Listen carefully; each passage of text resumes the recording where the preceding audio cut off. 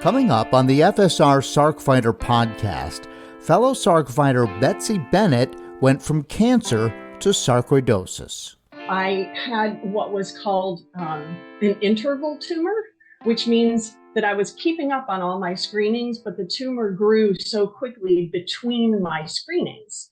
She just couldn't get a break. And they found the great news was no metastatic disease, but they found what they were afraid was just what they call a new primary cancer in my lung. It's all coming up on the FSR Sarc Fighter podcast. This is the Sarc Fighter podcast, living with sarcoidosis and other rare diseases. Here's your host, John Carlin.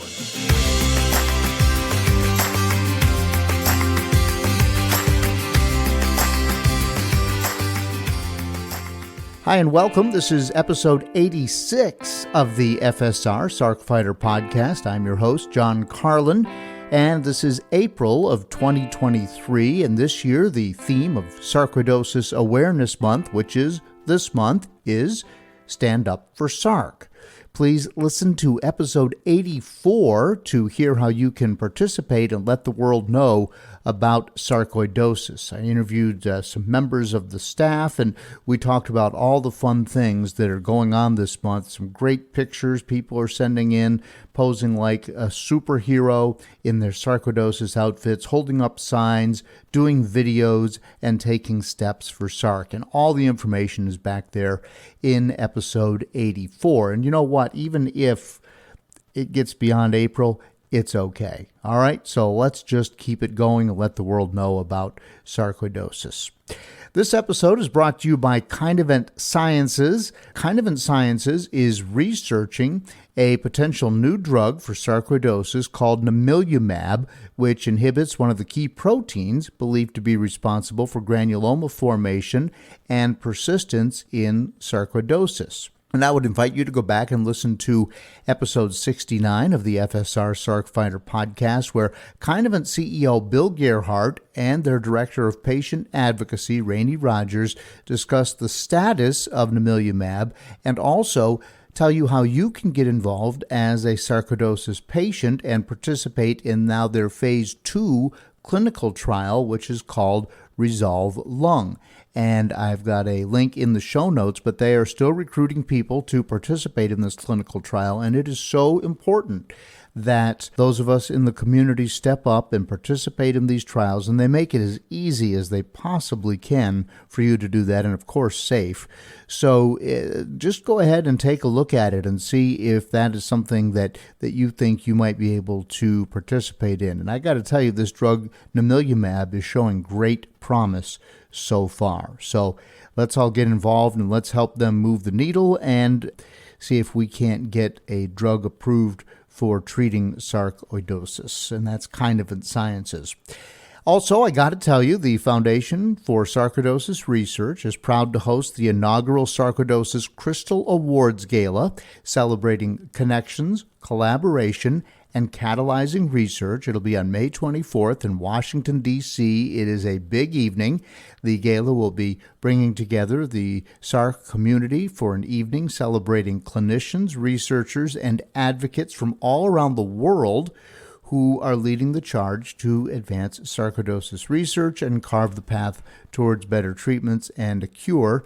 And you can visit sarcoidosis.org to learn more, or you can just click on the link in the show notes. But let me just tell you quickly that there are 4 honorees this year. The Crystal Award for Excellence in Research and Clinical Care goes to Marjolaine Drent. The Sarcoidosis Crystal Community Engagement Award goes to George A. Mensa, who's the Director for Translation Research and Implementation Science at the National Heart, Lung, and Blood Institute, which is part of the National Institutes of Health. So we're talking about a big hitter in both of those cases. And then same for the next person. The Sarcoidosis Crystal Spotlight Award will go to Gerald Prescott Galian. She is an actress that you may have seen in The Walking Dead, in The Swamp Thing, in the DC Universe, also on Netflix, Resort to Love, and most recently, All the Queen's Men. So those are the first 3 honorees. And then I am just very pleased and humbled to tell you that I am the fourth honoree. And I will also be receiving a Crystal Award. And I just really hope that you can take the time and go to Washington and participate in this gala, because I think it's going to be awesome. And when you look at the folks, not so much me, but the other folks, and the fact that we're honoring people all over the world, and I say we, I mean FSR is honoring people all over the world. It's going to be a big night. And I would like to meet as many of you as possible at this event. So it's in Washington, D.C. on May 24th. All the information is in the show notes and on the FSR website.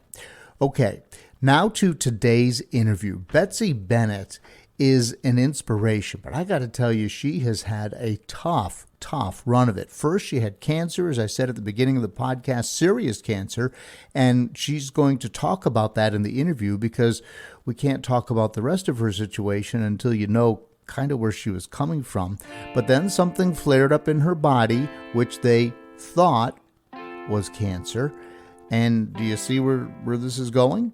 I'm looking at the path report going, what are these? What's a non-caseating granuloma?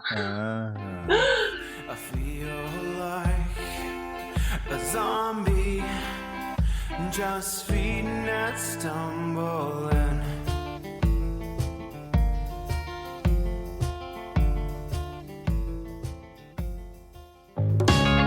Hi, I hope you're enjoying the Sarc Fighter podcast. You may be wondering, what can I do to help? How can I be a part of the sarcoidosis solution? It's simple.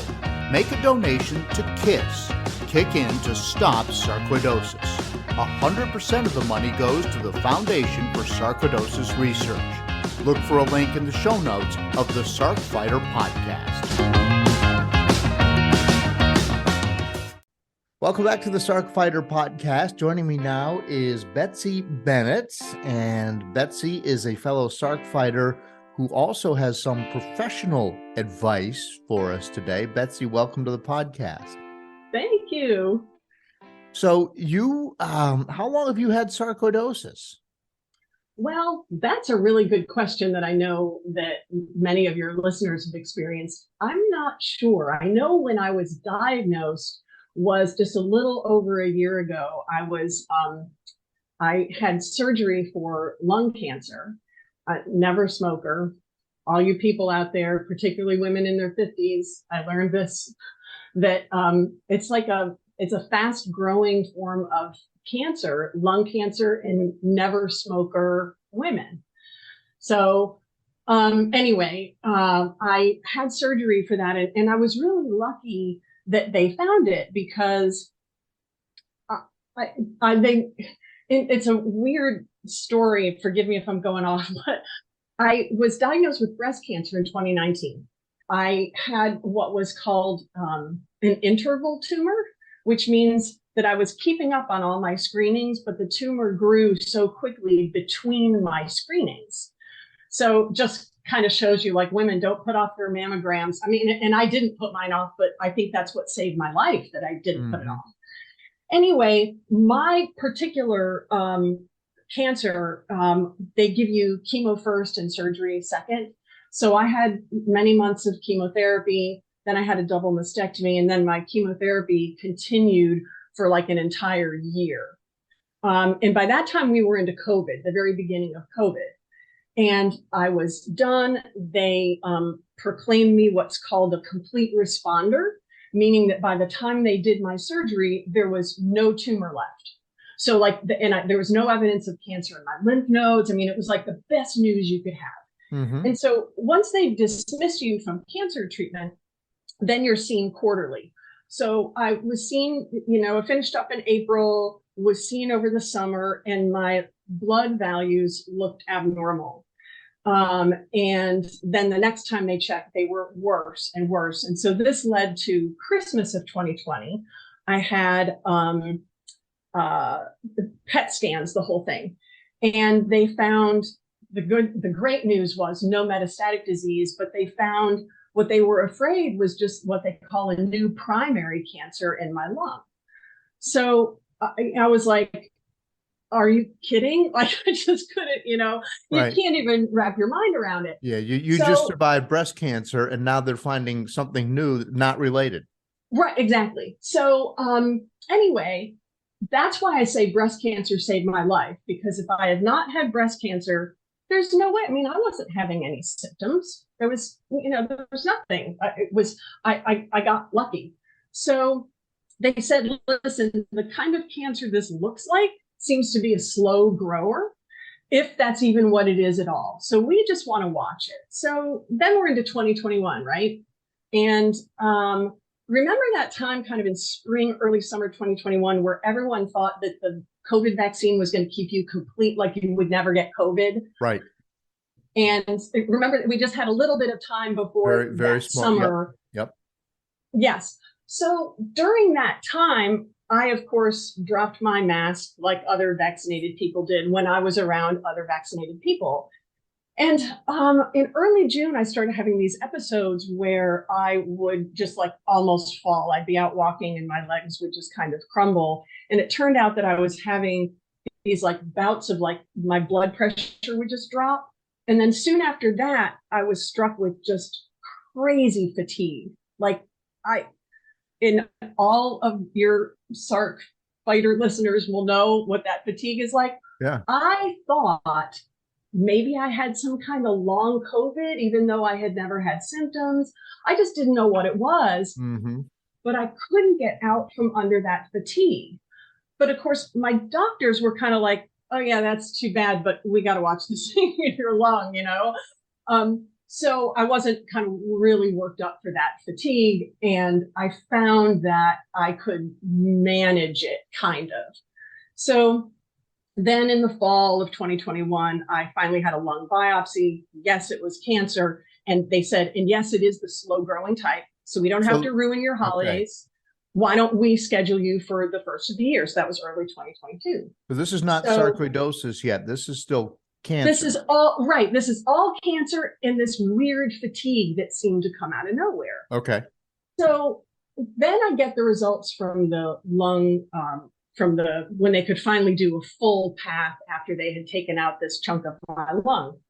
And it was like all this kind of celebratory news. Like the thoracic surgeon was like, this is literally the smallest lung cancer I've ever removed. We got this so early. No evidence of anything in your lymph nodes. But I'm looking at the path report going, what are these? What's a non-caseating granuloma? And he said, well, probably means you have sarcoidosis. And that's going to mean an ongoing diagnostic challenge for us because we're going to be monitoring your lungs. And now we're not going to know what's sarcoid, what's cancer. But no one said anything to me about really like, and then I went home and read about it, and I read, and I felt so validated when I've heard, I'm sure what many of your, I know many of your listeners have experiences. When you first read about it, it's like, oh, it's nothing. Lots of people have it and they don't even know they have it, right. And I'm kind of like, and I'm feeling better after my surgery. And I'm thinking, oh, okay, well, I'm one of those people. My fatigue seems to have resolved. So late March, my husband and I go to Arizona. And I'm usually a pretty active person. Now, compared to you, John, I'm not active. I've never run a marathon, all that. But by my standards on that, I mean, I like to kayak and hike and this. That's so we went to Arizona to do all these things. And we were in day 3 of it. And I just woke up one morning and the fatigue was I was like pinned to my bed, shortness of breath. I mean, in retrospect, I'm like, okay, I'm having a flare. Yeah. So we kind of cobbled through the rest of our vacation with me sitting more than walking. And when we came back, I made an appointment with my pulmonologist, and I said, what? And he was like, oh yeah. And then he told me, if this continues, we're going to have a problem because you have not one, but two cancers that you're at risk for recurrence. We never want to put you on an immune suppressant. We need your immune system working. Of course. full. So all the drugs that most of us take are not the drugs that you're eligible for. Exactly. Oh, wow. So right now, I'm not taking anything. I mean, he was very thorough. He checked with my oncologist. She said, yep, that's right. Nothing. Absolutely no prednisone, no, nothing. So I've basically, since that time, just kind of gone through these periods where sometimes I feel pretty well. Like right now, I feel pretty well. But then, like, I had a pretty bad flare all December and January. It just took me 8 weeks to kind of climb out of that. And right now, my major symptom is just this, like, I'm going to say intermittent. When it strikes, it lasts a long time. But these kind of flares where my main symptom is I have a little bit of a cough, and I just can't. I can't even cook. You know, I sit I have to sit at the counter to chop my vegetables. Like, you know what this is. You Sure. have it. Yeah. So that's kind of where I am. And then unfortunately, I'll stop, my story's going on forever. In January, they did my year follow-up for my lung cancer. For the lung cancer. And okay. they found a new lesion in the other lung. And so that's just in the last 2 months? Yes. So they think it's like inflammatory, in other words, that it could be related to sarcoid, but because of my cancer history, they can't be sure. So I'm having another scan in 3 weeks. So. That's just like the worst trifecta ever, right? I know. And I struggle with this, holding these two absolutely opposing feelings of, like, I'm the unluckiest person in the world, and yet I'm the lucky person. I mean, I'm alive. Neither cancer has spread. I have healthcare coverage. Right. I have friends and family who love me and take care of me. So it's so. You're living. Yeah, you're living a blessed life. Yes. You've been diagnosed because of something bad that happened. So there's a yin to every yang, it seems like, here for you. 100%. 100%. So, and where do you live? I live in Raleigh, North Carolina. Raleigh, North Carolina. Yeah. And how's your weather down there? Here in Virginia today, it's the cold winter has come back. Same here. It's so weird to look out at, because I'm looking at the camera, but just beyond is a window out of my office, and everything is this, beautiful fresh green, and it's like 30 some degrees outside. Yeah. So it's a little strange.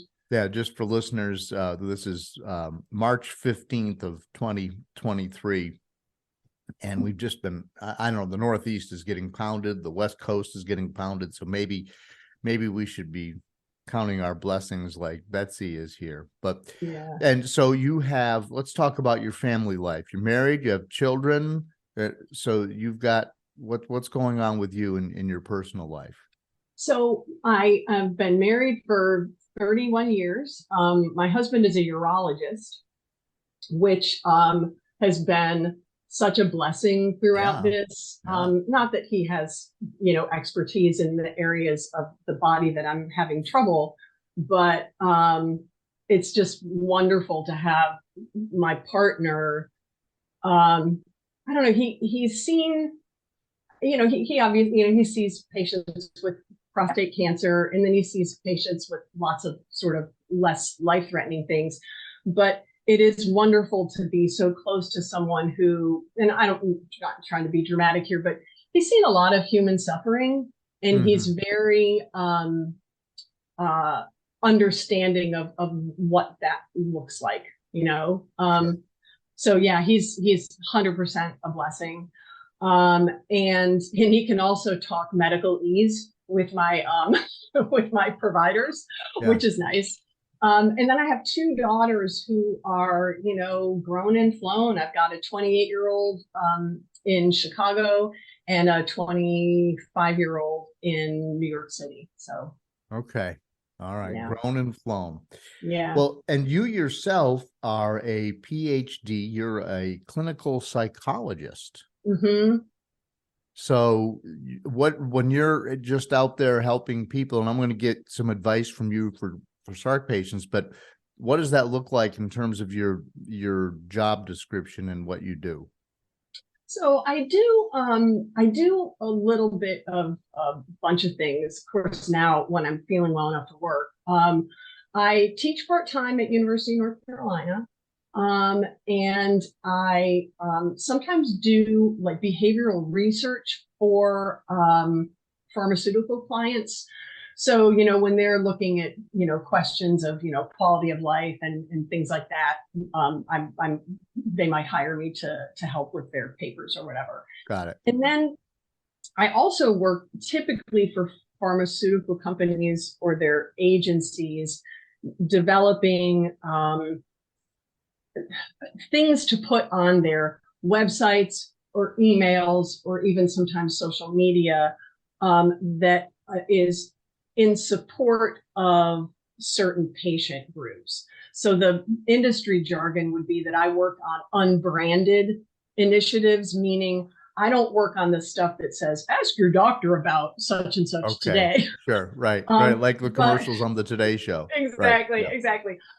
My stuff would be more like maybe Biogen. I'm just using that as an example, mm-hmm. is creating a website for patients with a certain disease that they make drugs for. Mm-hmm. They might often have a website that is just basically for information and support. So they would hire a medical person to write the medical education part, but they would hire me to write things around, how might this disease affect your marriage? What happens when you lose friends when you're diagnosed with this, that, or the other? Okay. And so I interview a lot of patients and find out about those things in the specific context of the disease, and then help the ad agency create stuff that will be supportive and helpful for patients.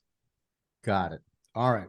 Well, you and I talked a little bit before the podcast, and there are three areas of life that you want to share some advice for Sarc patients, and I think this is going to resonate very well with people.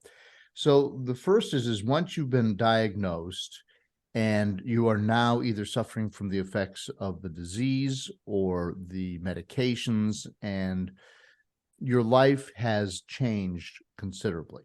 And just about everybody who's been on the podcast has had some version of that story. I've had a pretty distinct version of that story. So the three areas that you want to discuss, and then we'll break it down. The change that will happen with your close and casual relationships, the change in the way you view yourself, and then the way your healthcare relationships change. So let's look at what happens with your close and casual relationships. Is there a pattern there that tends to happen to everybody? Is there a way of thinking that will help people if they're suffering from all of a sudden your friends don't want to be friends with you anymore? What do you see? What's the solution?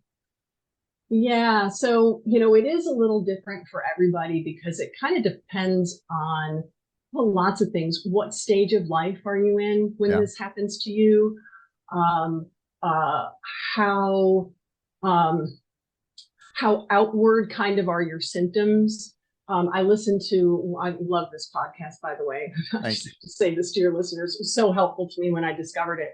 But I listened to one that you had that was just before Christmas. And I apologize, I can't remember this woman's name. She was so impressive. She was an engineer at, I can't remember if it was Georgia Tech or University of Georgia. And she talked about how her sarcoid and the medications that they gave her made her look very obviously sick. It was anyone looking at her knew something was terribly wrong. Right. And that's different too. That will affect relationships in different ways. And I experience that now. So for instance, when I was going through chemotherapy, I didn't even wear a wig. It was the middle of summer. It was too hot. I was bald. And anyone, anywhere could see that I was underweight and bald, you know, but now you look at me, I look like a 59-year-old woman, which I am, you know, like you'd have no idea that anything's wrong with me. And so there are all these different variables, I guess is what I'm getting at, in terms of how strangers react to you, casual friends react to you, and sometimes your close relationships will change, but that sort of depends on the character and quality of those relationships. Mm-hmm. So yeah, like one of the things that I've done when I feel well, and I'm kind of just getting back to it, is I started this YouTube channel where I try to like do these little short videos, sort of giving people some ideas for how to approach these problems. So for instance, one of the common things that many of your listeners might be familiar with is the like, well, you look fine, right? You know, right. Or you sound great, you know, and like I'm pinned in my bed. Like, right. Well, I'm glad I sound great because I can't move, right. You know, and like, how do you handle that? How do you cope with that? Right. Yeah. How do you cope with that?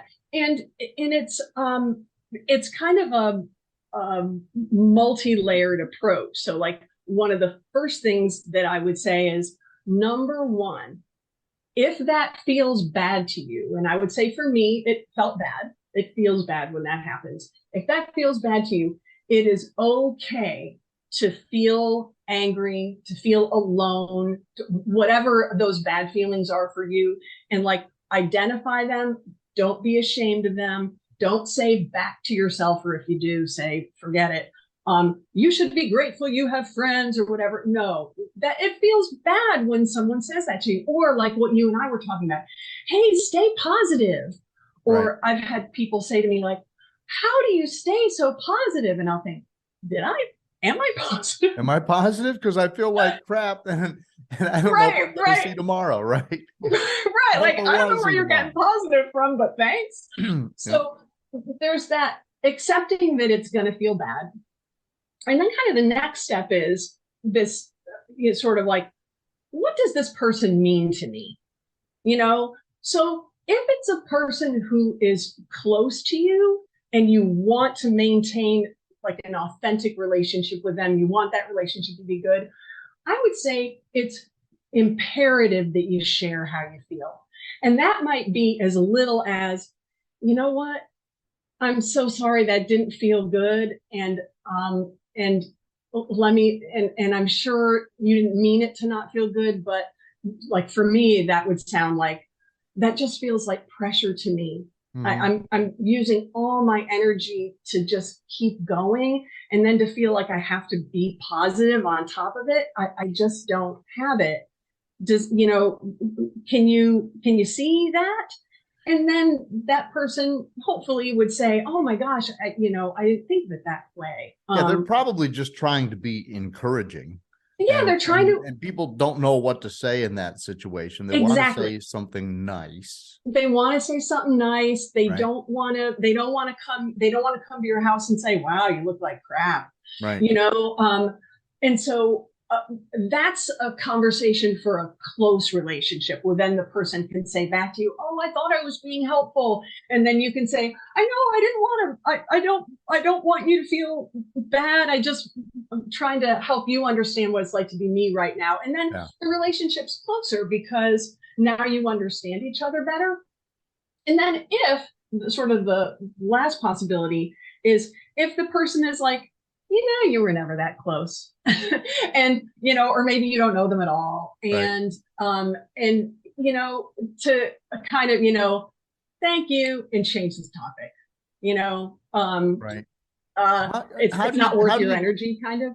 what do you tell yourself in that situation? So now you've got an awkward situation with a friend on top of you're not feeling great, and you're not going to get the friend to do, the conversation that you suggest. Now you've got the additional grief of having a problem with a friend. So what do you tell yourself in that situation? How do you counsel your own self? Well, I always start with feel what you're going to feel. And I'm going to start this piece of advice with the fact that until recently, huge hypocrite, what I'm going to say.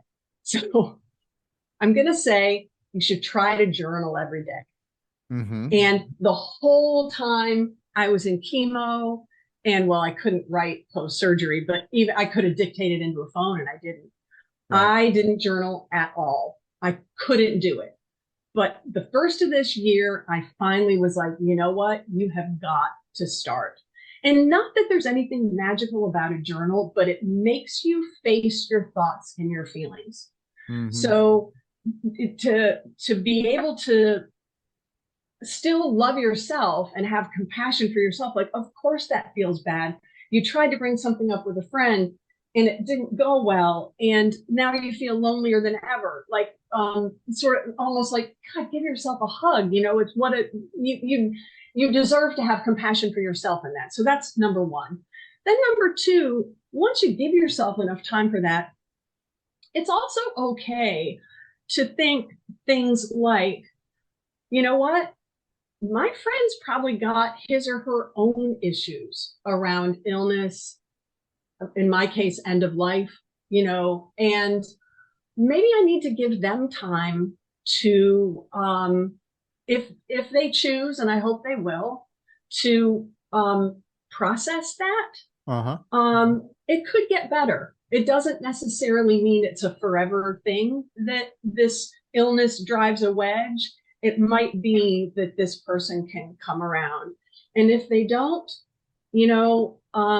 it's another one of those, and you and I talked about this, the grief that comes with illness. There's so many things that we grieve, and sometimes it's relationships, and that sucks. Yeah. But I would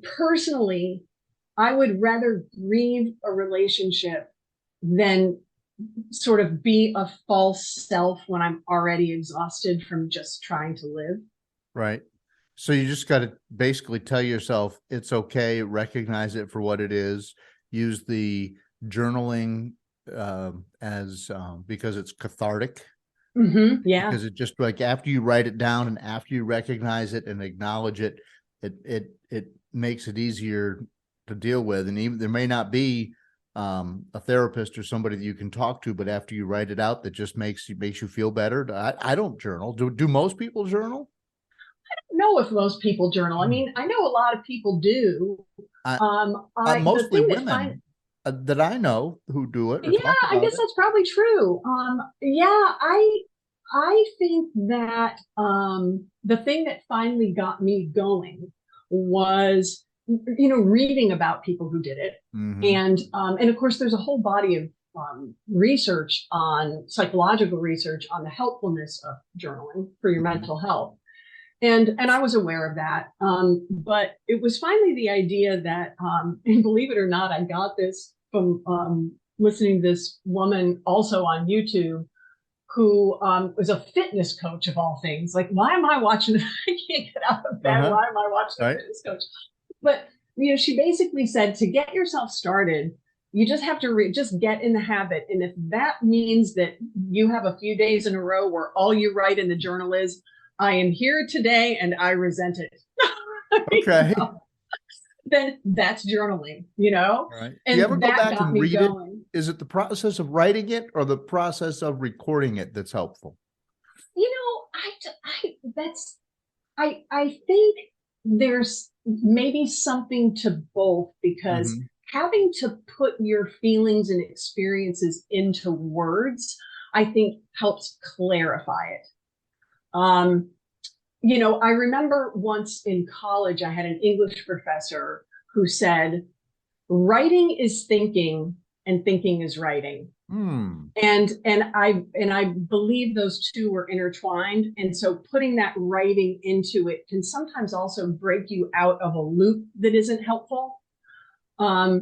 So yeah, lots of things about that. But yeah, that's the first thing. And then to your point of a therapist, gosh, if there's any way you can find someone who, ideally someone who has experience working with folks who have or living with illness, so helpful to just have a place to go where someone who has seen what you're going through before and has the professional training to help you manage it, To help you I get think through is that stuff. priceless. Yeah. Just have it help you reach your own appropriate conclusions. Yeah. So we've talked about relationships. I feel like we've touched a little bit on the change in self, but that was your second bullet point. So how do you deal with the change in yourself and the way you look at things? I mean, you've had cancer twice, which creates a sort of end of life thought process, even if it's not true, thankfully, so Right. far. Yeah. So how do you deal with that? Well, again, the journaling is helpful. Also, anything that you can do to help and this is actually going to lead into the healthcare provider relationship bit. Right. Anything that you can do to help yourself listen to your body. And I feel like this is so important in autoimmune illness. And I guess there's some debate even about whether sarcoid is autoimmune. I'm not sure, but I'm going to call it that.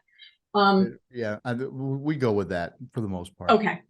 That basically, big picture, inflammation is happening in all these kind of ways that we don't understand. And to take the time and the self-compassion to really listen to your body is so important. It almost creates this loop of sort of compassion for yourself, listening to yourself. And that means listening to your feelings as well. But I really encourage people to, like, if you can, first thing in the morning or whenever you start your day, to take 10-15 minutes to do some sort of meditation or stretching or something where it's just you, maybe some soothing music or a recording of someone guiding you through it, where you really get to listen to things like as minimal as like, my left side is more stiff than my right today, which old me would have been like, oh, get over yourself, get going. There's work to do and a walk to take and all that. Not anymore. I listen to that. Is that significant? And I also would suggest using that time to allow yourself the space to grieve, because grieving does not happen in a discrete period of time. You can feel like you're getting to the point where you've accepted, what we call in psychology, your illness identity, that like, wow, I'm still me, but now I'm me with sarcoidosis, Right. I'm me with cancer. And, that's all an experience of loss and, giving yourself the permission to experience that and feel that, and to not put a time frame on it. And if you say things to yourself, like I have, like the worst example of negative self-talk, oh, come on, it's been since 2019, it's like, no, it goes on. It goes on. And it's important to let yourself feel that. And then from that point, in my experience and experience with other patients, once you allow yourself that time and that space to feel angry, sad, whatever it's going to be, it's so much easier and so much more organic then. You'll just find that, like, you're spontaneously grateful for things. You notice things. I mean, I had times in my, when I was sick from chemo where I would just spontaneously become aware. Nothing in my body felt good, but I had this one fleece blanket. And if I felt it on my face, I'd be, oh my God, I love this fleece blanket. And it was just this temporary reprieve, you know? Right. And right. I feel like those moments are so much more likely to come to you when you're kind to yourself and you let yourself be pissed off about what happened to you. Right. You know? Right. It's not fair. Yeah, it's not. For me, I can remember, I mean, you know, I like all this outdoor stuff. Yeah. But you get up in the morning, and if you get up early enough in the morning, the birds are singing. And, you know, I've always kind of, you know, noticed that passively as I was walking to the car, but that became an end unto itself for me for a while. When I was really, it's same thing with chemo and all that, and I was just really low and no energy and didn't have a relationship with the person I saw in the mirror because my face was twice its normal size from the prednisone and all those things. And just something as simple as the birds singing and noticing it and being able to be in that moment, that helped me. It really did. I'm feeling pretty good today. And now that sounds a little, I don't know, I probably wouldn't notice the birds as much today if I walked outside. But at the time, it was a big deal. And when I do notice them now, I have to tell myself there was a time that was really important. It's probably still important. And why don't you just stop and sip your coffee and listen to the birds for a couple of minutes here? Yeah. We are talking to Betsy Bennett, a fellow Sarc fighter, and she is also a clinical psychologist who's now, she's talked about herself, but Betsy, I appreciate the advice you're sharing. We've talked about how to handle relationships once you get sick, how you kind of deal with some of the more interfacing problems that you have. But another thing that really happens, and I am very curious to hear what you have to say about this, is your healthcare relationships, because I've had at least one that went really sour during my journey with sarcoidosis. So what happens with healthcare relationships that you think it's one of the most important things we have to talk about? Yeah, so help keep me in track here because my mind isn't that great. I'm going to talk about two things. Once again, the close and not so close. Okay. So, you know, when you and I talked before, we did talk about a healthcare relationship where I was so glad that you got out of that. I know you were glad too. But I also want to talk about, or before we get to sort of your main doctors and what that relationship looks like and how that changes when you're basically like a chronically ill person, is the other staff who interact with you. You know, man, I've been in the hospital a lot, and I have had wonderful people drawing my blood, administering my chemo, changing my bedpan, putting the catheter in, you name it. But I've also had people who are not nice. Yeah. Or, you know, just really, you're like, oh my gosh, you're in the wrong business. And when they give, and you might get, you know, unwanted advice, just like sometimes we get unwanted advice from people that we know personally. And I do have a video on this that I think it says something like what to do when you get unwanted medical advice. Right. But it also applies to like the phlebotomist who says something, you know, inappropriate to you or not nice or just insensitive, actually, is more what I've experienced, just insensitive. They're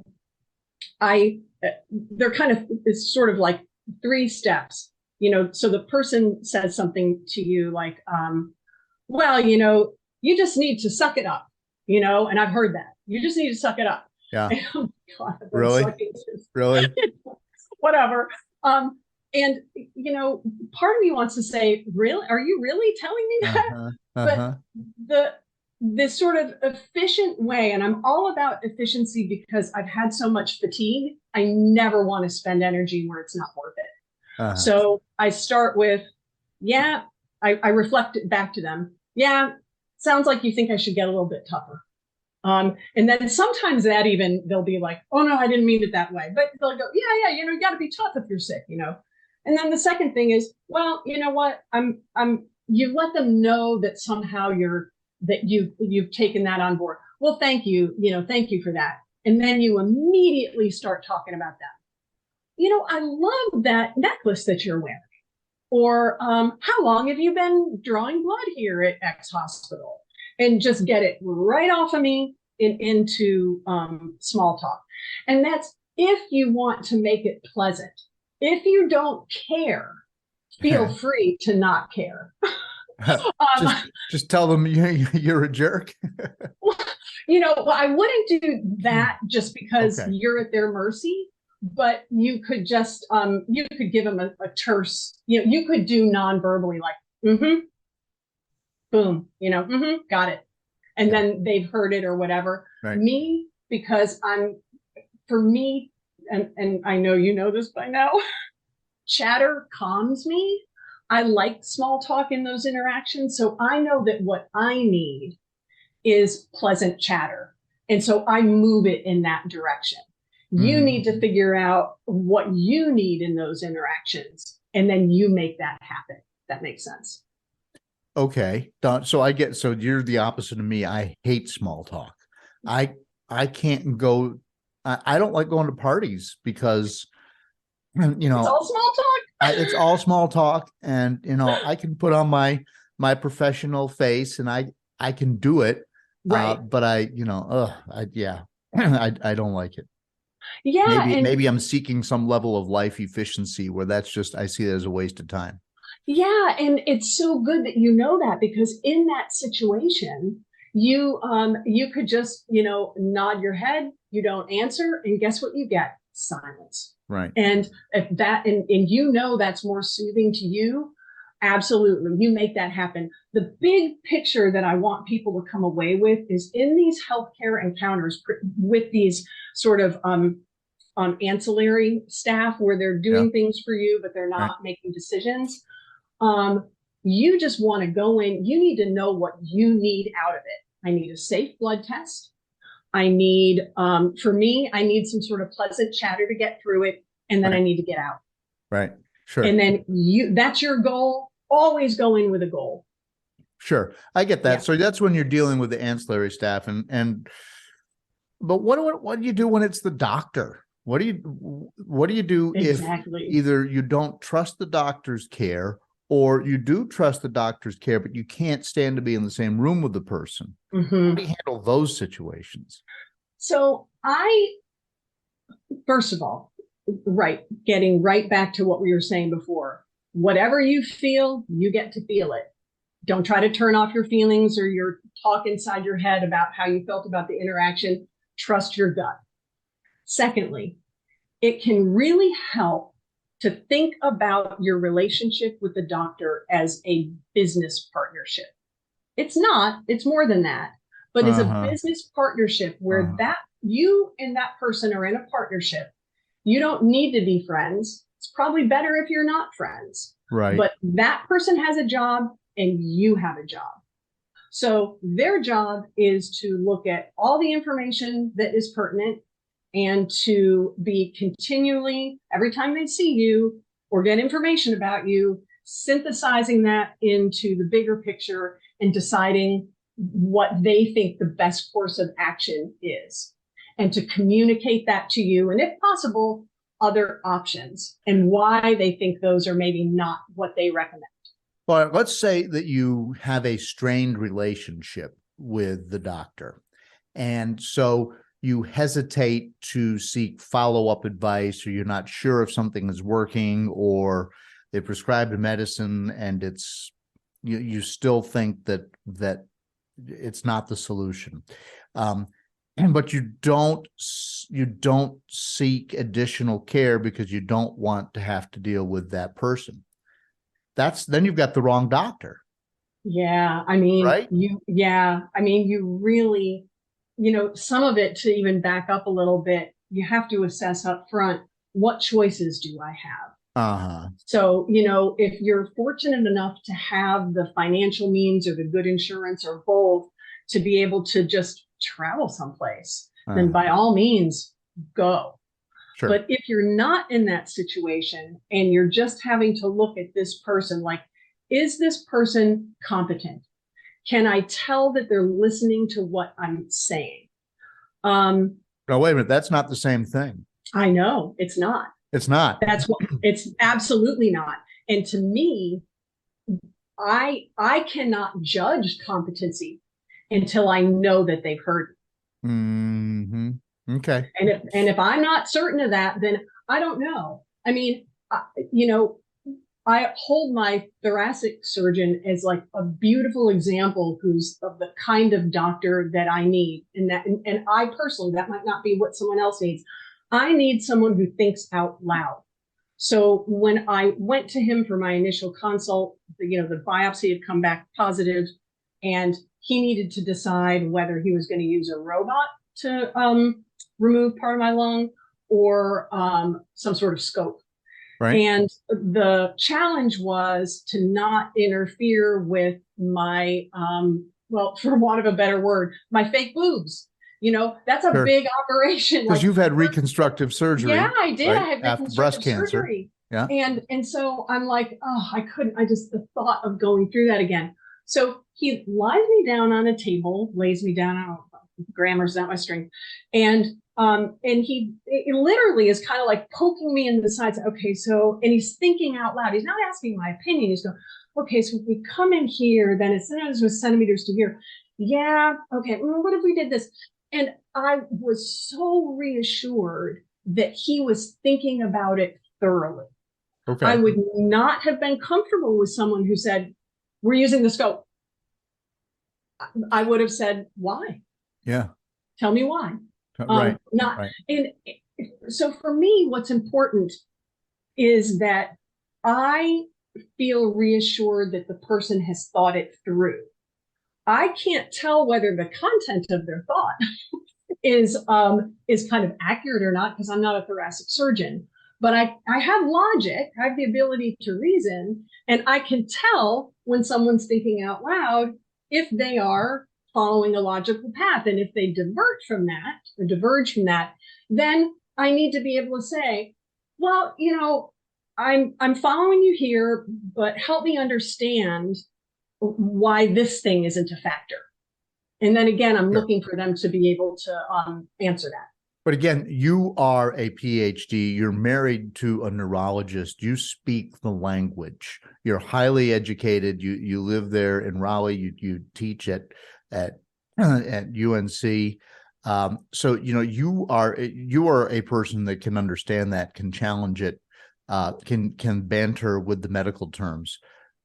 There are a lot of people, most people, who cannot do that. So somebody else might hear the doctor saying, if I do this and it's 2 centimeters to that might sound like, God, I don't know if this guy really knows what he's talking about. Right. So, yeah. And then if they say, well, da, da, da, da, and then the doctor answers with a technical answer using a bunch of lingo it's medical lingo. Right. That's probably over the head of a lot of patients. Right. So it's going to be different for everybody. It's absolutely going to be different for everybody. And it's so interesting you'd say this, because my husband talks about that, kind of having to read the tea leaves. What does this patient need? Right. Are they going to need for me to really give them a technical blow-by-blow explanation? Or, are they going to really just want something more like, hey, I've looked at all of this information. I just examined you, and I think the scope is the best. And that would be very reassuring to some people. And that's where I get back to the know what your goal is. Because for me, the goal is I know I have no business doing this, but I need to check his thinking. Right. Right. Whereas someone else, it could make them very anxious and feel like, why is this guy not sure of what he's doing? Yeah, exactly. Well, I had a doctor who I thought was a very good doctor, but I didn't like his bedside manner. Mm-hmm. And it got to the point where I just felt like I don't want to go see this guy anymore. That's right. That's right. And I fortunately I had options. Mm-hmm. So yeah. And this gets back to the, just one other thing I wanted to add, getting back to the listening to your body very carefully. Mm-hmm. You want to be able to, one thing that I've done in the past, and this has to do with, I think, knowing my husband and knowing sometimes the pressure, even though it's illogical with something that's essentially incurable, right? But this pressure that he feels to solve whatever problem is brought into him. He's a problem solver. So men tend to be that way. Yeah. And especially a neurologist, I'm sure. Yeah. So, I will now, and I'm not saying everyone should do this. This is just something that I do. When I have these kind of vague symptoms, and I feel like sarcoid gives you these vague symptoms. You don't know if it's related. You have no idea. Yeah. I'll often preface it to my pulmonologist with, I am not expecting you to solve this, and I don't even know if it's pertinent to my sarcoid, but I would like this to be on my record. I've been experiencing this, this, and this. What do you think? And in my experience, I see a relaxation, like, okay, she doesn't expect me to solve this. Okay, now I can think about it. Right, right. I will often give my doctor clues. Well, this feels this way and this feels this way. And, if you could take that into consideration as you're trying to figure out what's going on. Very seldom do doctors ever listen to my clues. and usually it's something that seems like it's important to a patient, but a doctor knows enough to know that it's like, no, that's not it. Or they are so locked onto their own path that they don't want other factors to go into their algorithm. So, right. So very seldom do doctors listen to my clues, but at least I feel like I need to say it and be heard. Yeah, and the thing is that I go by the philosophy of the you never know philosophy, right? Because having had so many unpleasant surprises over the past few years, yeah. I am very much of a mind of like, I want this in my record. And if we continue to see a pattern, then I probably am going to advocate for myself to follow it through. Yeah. We all know too many stories of a person who had a feeling about such and such, or they were experiencing, and it was dismissed, and then it turned out to be important. Right. So I even the very best of doctors there can be things going on with you that are of such low probability that your doctor can be forgiven for not wanting to mess up the track that they're on. Mm-hmm. But if it continues to happen, I think at some point you have to say, is there any way we can check X out? Because I'm continuing to notice it. And I've even said before, I just have a bad feeling about it. Yep. Yeah. Well, I did that and went through a couple of bouts of that. And finally, they did an additional MRI. And lo and behold, I was having a flare. The medication early on was not controlling my Sarc. And because it's on my spinal cord, even a small flare can have huge, irreparable results. So you're married to a neurologist. So that's urologist, by the way. Sorry. Urologist. Yes. Yes. Okay. Yes. Urologist. Okay. Well, whatever. You're married to a doctor. So I'm sure that everybody in the medical community knows that spinal cord damage is not something that can be repaired. So anytime I get additional damage, it's additional permanent damage. That's my sad story. But finally, they did do an MRI, and they discovered that, lo and behold, I was having a flare. And they, at that time, I think they upped the amount of Remicade that I was taking, which lasted for just so long before I started having liver trouble, which they, to their credit, they tracked and they discovered and found an alternate path for me. But I don't want to it's not about me.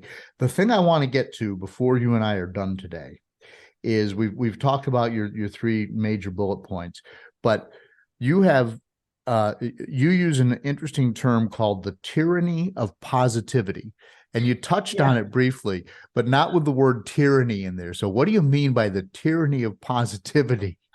Yeah, and I have to that say people up force front, upon you.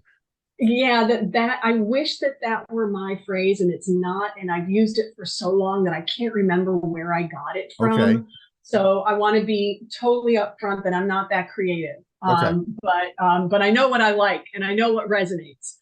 Yeah, it's, I was reading. So between the time that you and I talked last week and today, I did some reading about that because I think I told you my email. I want to make a little video about it. Uh-huh. And here's the thing.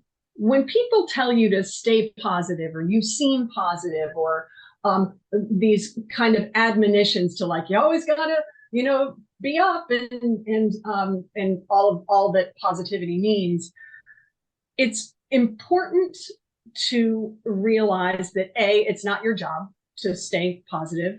It's your job to love yourself and be compassionate towards yourself and compassionate towards the people who love you. That's your job. That's literally your only job. That's it. It's not your job to be positive. So that's first thing to remember. It's not your job to be positive. You don't have to be positive. Nope. You absolutely do not. Is there a tie between positivity and happiness? I don't know. I don't even know. I'm at the point now where I'm like, what I would want for myself and everyone is peace, an inner peace. Inner peace. Yes.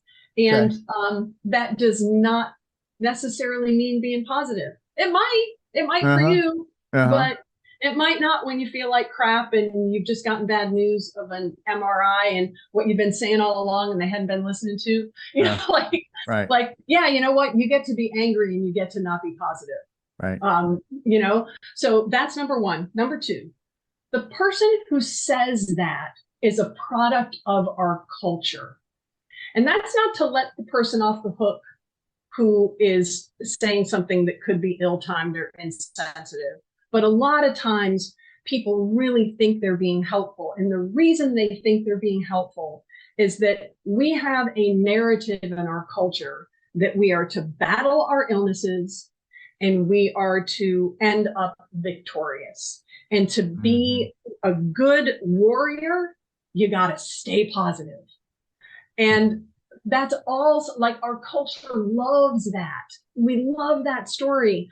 What we don't really love, because it doesn't have much of a story arc or anything else, is I'm getting through today the best I can. That's my story. That's my story. So is that an American thing? You said our culture is that worldwide? If you go to India or Europe, are you going to hear the same thing, or is that an American thing? I don't know. I often hear it described in this, again, phrase that's not mine, uniquely American. But whether that's actually unique, I don't know. I don't know. But it is pervasive, absolutely pervasive. And it's there. And that's one of the reasons that it's hard for people to come up with something else to say, because our culture doesn't equip us to come up with other things to say. Right. It equips us with this, like, you can do it. I remember one time I was in the middle of my chemo was the worst. And someone came to visit me and she told me I looked vibrant. Vibrant? I'm freaking half dead right now. And you look half dead. You don't look vibrant. Yeah. She's trying to say something nice. Yes, and it's positivity culture. Yeah. And honestly, and I love this person, not her fault. She just really didn't know what else to say. So I would encourage people listening to don't feel like you have to jump from hurt, sarcasm, whatever, eye roll, whatever that immediate reaction is, to the stay positive. Right. Don't feel like you have to jump to this place of forgiveness. Oh, she's doing the best she can. It's okay to be angry. Let yourself have that. And then eventually, I think the more that any of us can educate ourselves about, like, this is, culture, they talk about it, it's the air we breathe. Right. It's everywhere. And it's asking a lot for people to step out of that and think about, well, what might I want to hear? And that's hard if you've never been sick. Yeah, it is. Yeah. Well, and there's a couple of schools of thought here, and this has come up tangentially before with some other people on the podcast. For instance, I end every podcast by saying, until next time, keep fighting. And it's called the Sarc Fighter podcast, which suggests you are in a fight, you're in a battle, but you can win, which in and of itself is not telling somebody you look vibrant, but it is suggesting that you should fight the good fight and that you can win. And I honestly believe that. Now, I know that in some quarters of medicine where you're looking at, and you've experienced both, and you're a psychologist, so your answer to this question is going to be very interesting to me, because you've had breast cancer and lung cancer, which can be fatal. Sarcoidosis can be fatal also, but it's not often as fatal. So most people live with some version of the crap that comes with sarcoidosis. But when you're in an end of life situation, sometimes the worst thing you can do to somebody is say, keep fighting, because they know they've got 6 months or a year or less to live. What you want them to have is peace in the moment. Right? So there's two different schools of thought there. Is it appropriate for those of us with sarcoidosis to look at a possibility of a better day-to-day life, and that's okay, or should we am I wrong to tell people to keep fighting?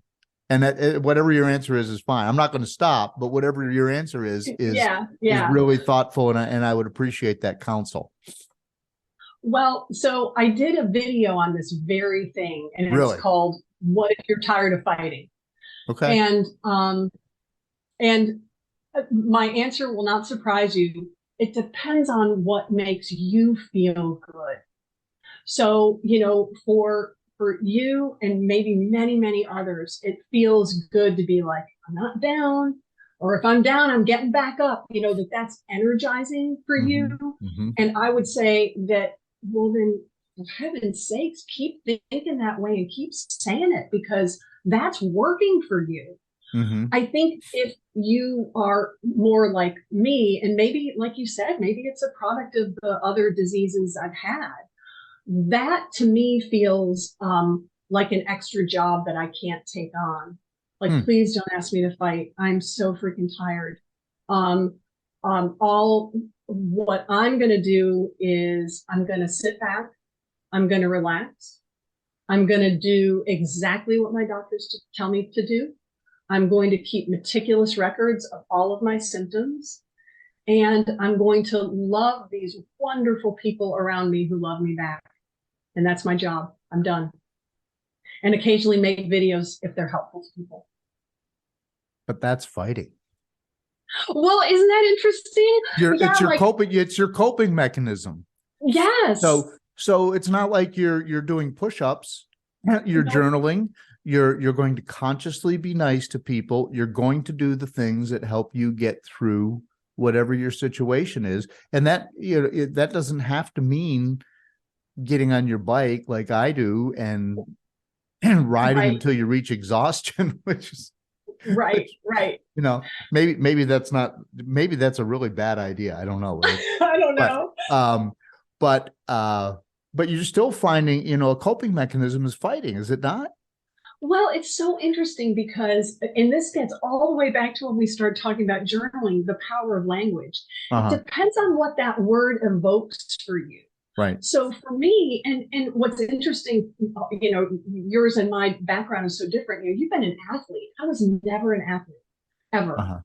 And so the idea of fighting and competing and that sort of thing, that feels like, oh, I'm overwhelmed already. Where to you, that's like a familiar, it's good, And so you would look at what I'm doing as like, oh yeah, that is fighting. Where to me, like, oh no, that word's too much. It just kind of depends on what it evokes in you, I think. Right. That's interesting. But it's good perspective. And I do hear what you say about this, tyranny of positivity. If I walk into the newsroom today and I've just clearly got a down look on my face, people are not going to be pleased with that. They want me to come in, be happy, welcome to work, da da da da da. It's a newsroom. We talk to each other a lot. We're working in sometimes, on terrible stories, people dying, that sort of thing, every day. Never ends. Fighting with Russia, fighting with China, all these things that are important, and yet you're expected to have a quip and be up and be positive, because especially in a leadership role, which I have to a certain extent, if I'm down, then the people around me come down, and nobody likes that so there is this culture of positivity where you're just expected to be that. Mm-hmm. And that's I don't in your situation. I'm just thinking your situation is particularly tough because you're in a leadership position. Yeah. And so, how do you kind of carve out, like, all right, well, this is what perhaps I need to this performance, basically, that I need to give because I am a leader. Right. And then privately, and in my personal relationships, can I really be more transparent about how I'm feeling? Right. Right. That's a tough dance. Yeah, it is tough. It is tough. And people in our American culture expect you to come in and be happy, or if you're not happy, not to show it, don't bring your problems to work, that kind of thing. Right. And that is a tyranny of positivity. Yes. Well, before we wrap up, you've mentioned your YouTube channel a couple of times. What is it? How do people find it?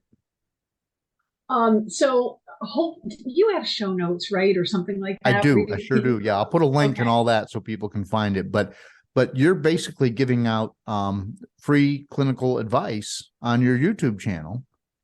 And do you have a name for the channel? I can't remember off the top of my head. I'm sorry. It's like at Dr. Betsy B or something. Okay. Is the YouTube handle. But yeah, I mean, for legal reasons, I can't call it clinical advice, but sure. But yeah, I mean, I'm basically trying to share. I did find this, like, here I'd spent years working with people who are sick, and then when it happened to me, the stuff that I knew was just so helpful. Like, I was just like, oh my gosh, how would I be navigating this if I hadn't learned from all these patients who so selflessly shared their stories with me from the time I was literally 24 years old. Right. That's how long I've been working with sick people. Okay. And finally I'm 55, and it was super helpful. So I wanted to just put it out there so that other people who were sick had something to watch, and maybe just give them an idea, like, yeah, I'm going to try that, Yeah. Okay. Well, I've watched your videos. They're very, very well done. And the advice is great. And if people have been listening here for the last hour, they know where you're coming from. So we'll put a link in the show notes and people can check out your YouTube channel. But Betsy, listen, thank you so much for sharing your personal sarcoidosis story and your professional advice. This has been wonderful. And we've had some great back and forth banter on some of these deep issues that affect all of us. Yeah, thank you so much for this opportunity. And I wish everyone peace. That's what I wish. I'm not going to say stay strong. I wish you peace. I feel like a zombie, just feeding and stumbling.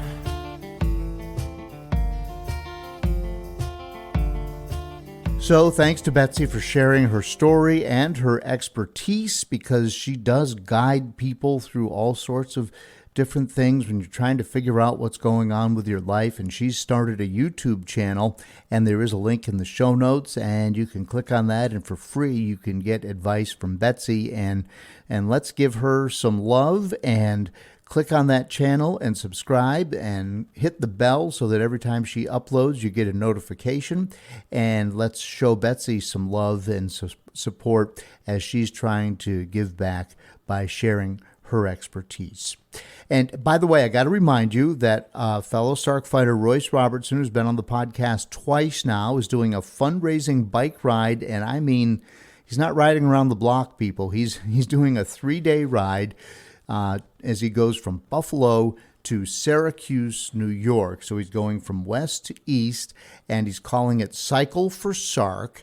If you've been listening, you know that I'm a cyclist, and I had really hoped to join him, and we were going to just take the bull by the horns and go raise all this money. Well, now he's doing it by himself because he has schedule conflicts, I have schedule conflicts, and the date that he basically had to do it just would not work out for me. So I am hoping to join him next year, and we are hoping that this grows into a movement in support of FSR. We have a whole group of cyclists wearing purple jerseys riding along the trail there in New York and raising money and awareness for FSR. But so far, I'm not involved, other than that I've made a donation to his account, which is part of KISS, Kick In to Stop Sarcoidosis. And all you do is you go to the FSR website to donate. You click on Join Team KISS, which is one of the drop downs on the menu, and then you just scroll down a little bit and you'll see Royce's Cycle for Sarc page. So I can't go with Royce. He does have some other folks that he knows going with him. They're all doing fundraising. And if this is something that appeals to you in any way, he is looking for people to go along with him. And definitely next summer, the summer of 2024, I am planning to go with him, and I'm hoping we can get a whole bunch of us. And if you can't do the whole 3 days or whatever, I know that's a lot. I'm scared of it. I'll be honest with you, but I'm also willing to do the training and put in the time, because obviously sarcoidosis as a cause is that important to me. So if that's something you want to do, reach out to Royce. There's a link in the show notes, and you can definitely see if you can help him be successful. And listen, if you can't go, make a donation like I did. And just let's make Royce's time and energy and effort and dream worth it, okay? And so, listen, I hope to see as many of you as possible at the Crystal Gala on May 24th in Washington, D.C. Got to tell you, the official Sarc Fighter song is Zombie by Mark Steyer and his band, the White Hot Lizards, out of Alberta, Canada. Mark is a fellow Sarc Fighter. The story behind the lyrics is in episode 12. I release the Sarc Fighter podcast every other Monday, and I'm looking over as I'm speaking today. My trusty dog Dougal is curled up on the chair in my office, and as you know, Dougal makes my life so much better. The backstory to the founding of the Foundation for Sarcoidosis Research is episode 11 with Andrea and Redding Wilson, who started this whole thing at their kitchen table more than 20 years ago. Don't forget to follow the Sarc Fighter on Facebook and Instagram. I'm on Peloton as Sarc Fighter. If any of you have a Peloton bike or treadmill, or if you're just signing in and doing the exercises. And my cycling blog is Carlin the Cyclist, and I do have a section called Cycling with Sarcoidosis, and I've written several pieces about the difficulty of continuing my love with the bicycle and doing that with sarcoidosis, but also how it has helped me tremendously. If you're new here and you just want to know what sarcoidosis is, go back and listen to episode 2 with Dr. Simon Hart. I talked to Dr. Hart, who joined me from the UK, about all the basic stuff that I didn't know and that I feel like most people don't know when they're first told that they have sarcoidosis. What is it? How's it get in the body? What's his best guess at the cause of sarcoidosis? Of course, nobody knows. How long will it be before we start finding cures? Those types of things, and what's actually going on in your body at the cellular level that's making these cells attack normally healthy parts of our body, our lungs, our heart, our nervous system, you name it, right? So that's all back there in episode 2. My story is episode 1. And if you want to contact me, and a lot of people do, I'm always so pleased, send me an email, carlinagency@gmail.com. There's a link in the show notes, and let me know if you'd like to be on the podcast. I am now booking through the middle part of 2023, and I'm looking for some folks who want to share their story. So let me know if you're interested.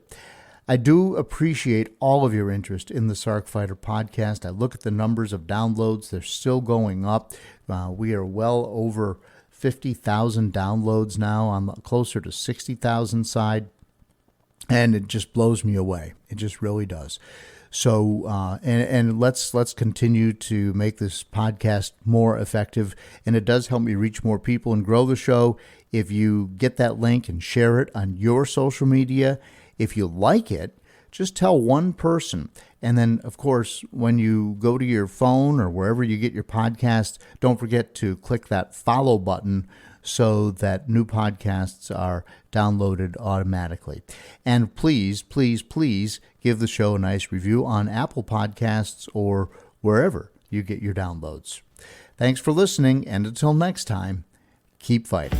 Learn to suffer, you feel pain someday. Learn endurance, your strength will fade away.